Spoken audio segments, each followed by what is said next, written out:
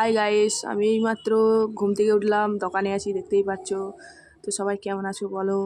আশা করছি সবাই ভালোই আছো।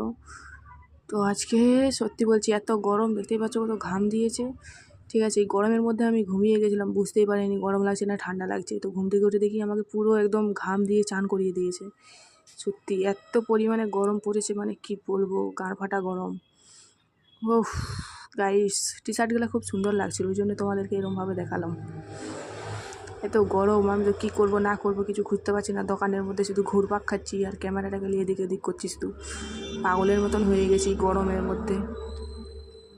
কি করা যায় এই গরমে গাইস? মনে হচ্ছে কাশ্মীরে গিয়ে 1 মাস থেকে আসি।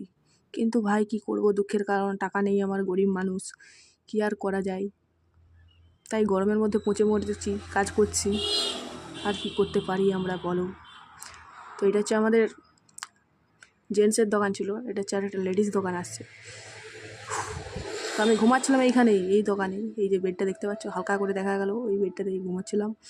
ঠিক আছে, তো এখানে আমি একটা কেলোর কীর্তি করেছি, দেখতেই পারবে তোমরা একটু পরে, দেখাচ্ছি দাঁড়াও। ঠিক আছে, এখানে একটু এসলাম, এসে একটু কেলমা দেখালাম। ঠিক আছে, মানে কী আর বলো, গরমের মধ্যে পাগলা হয়ে গেছি, কী করবো না করবো কিছু খুঁজে পাচ্ছি না। ঠিক আছে, তো আমি এটা যেহেতু অনেকদিন পর ব্লগটা বানালাম, তো কেমন হয়েছে না হয়েছে আমি জানি না। তো যদি খারাপ কিছু হয়ে থাকে তো কমেন্ট করবে, যদি ভালো হয়ে থাকে তাহলে ভালো কমেন্ট করবে। এই যে আয়নাটা দেখতে পাচ্ছ, এখানের মধ্যে আমি প্রথমে বললাম না যে ক্যালমা করছিলাম, তো এখানের মধ্যে একটু ক্যালমা করছিলাম, দেখতেই পাবে তোমরা, দাঁড়াও ওয়েট করে দেখো।